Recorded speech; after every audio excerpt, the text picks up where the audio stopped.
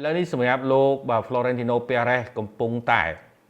បាទព្យាយាមបញ្ចុះបញ្ចូលទៅលើ Vinicius ហើយព្រោះថា Vinicius នេះគឺអត់ចង់នៅប្រទេសអេស្ប៉ាញទេប្រិមិត្តបាទគាត់អត់ចង់នៅប្រទេសអេស្ប៉ាញទេព្រោះតែបាទពោពេញទៅដោយបាទការរើសអើងបាទហើយការប្រកួតចុងក្រោយរបស់គាត់ក៏ត្រូវបាន fan ខ្លួនឯងបាទធ្វើការហូរចំអកបាទទៅលើ Vinicius ទៀតដោយសារតែគាត់អត់អាចរកគ្រាប់បាល់បានអត់អាចធ្វើអ្វីបានល្អជាមួយនឹងក្រុមអញ្ចឹងណាបាទចំណុចនេះហើយដែលធ្វើឲ្យបាទសម្រាប់ Vinicius នេះមើលទៅប្រហែលជាត្រូវការសម្រេចចិត្តចុងក្រោយប៉ុន្តែគ្រាន់ថាលោក Florentino Perez ជាមួយនឹង Real Madrid ហ្នឹងគឺសង្ឃឹមយ៉ាងមុតមមថា Vinicius នឹងនៅបន្តជាមួយនឹង Real បាទអញ្ចឹងសម្រាប់រឿងរ៉ាវ Real យើងបូកជាមួយនឹងរឿងរបស់លោក Alonso បាទសម្រាប់លោក Alonso អត់មានអីទេប្រិមិត្តបាទតាក់ទងចុងក្រោយគឺ Kylian Mbappe បានបញ្ជាក់ថាសម្រាប់គាត់ជាមួយនឹង Alonso អត់មានបញ្ហាអីទេបាទហើយលោក Xabi Alonso បាទគឺធ្វើបានល្អមែនទែនបាទគាត់បានដឹកនាំក្រុមបានយ៉ាងល្អបាទការបញ្ចប់មុខងាររបស់គាត់នេះគឺពាក្យសម្ដីរបស់ Mbappe ថាការបញ្ចប់មុខងាររបស់គាត់ហ្នឹងគឺមិនទាន់ចប់រដូវកាលនៅឡើយទេអញ្ចឹងមិនដឹងថាគាត់ជោគជ័យឬក៏មិនជោគជ័យបាទគាត់ទើបតែបាត់បង់ពានមួយបាទអញ្ចឹងណា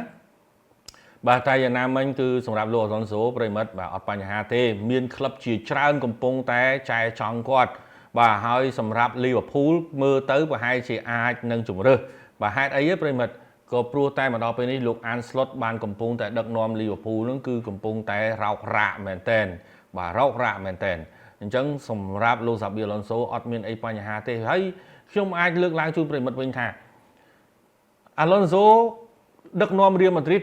គឺឈ្នះច្រើនជាងចាញ់បាទអត្រាមានរហូតដល់ 70% ឯណោះនៅក្នុងការដឹកនាំ Real Madrid នៅក្នុងការទទួលជ័យជំនះ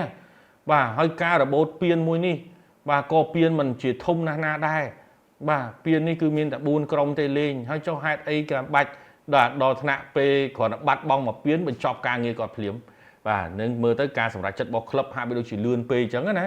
បាទប៉ុន្តែយ៉ាងណាមិញគឺយោងតាមព័ត៌មានបានបញ្ជាក់ឲ្យថាសម្រាប់គាត់គឺមានបញ្ហាមួយកីឡាករមួយចំនួនដែលគាត់បាទដែលកីឡាករមួយចំនួនហ្នឹងគឺអត់សូវបាទសប្បាយចិត្តមួយគាត់បាទតែប៉ុណ្្នឹងទេបាទអញ្ចឹងប្រហែលជាក្លឹបឬក៏ដូចជាលោក Florentino Perez គិតថាប្រហែលជាអត់អាចទុកគាត់បានទេ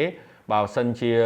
កីឡាករគោវាអាចធ្វើឲ្យក្លឹបហ្នឹងកាន់តែបាទចោករាក់ជាងហ្នឹងបាទអញ្ចឹងហើយដែលលោក Florentino Perez ក៏ដូចជាថ្នាក់ដឹកនាំរបស់ Real Madrid គឺសម្រេចនៅក្នុងការបញ្ចប់ការងាររបស់លោក Xabi Alonso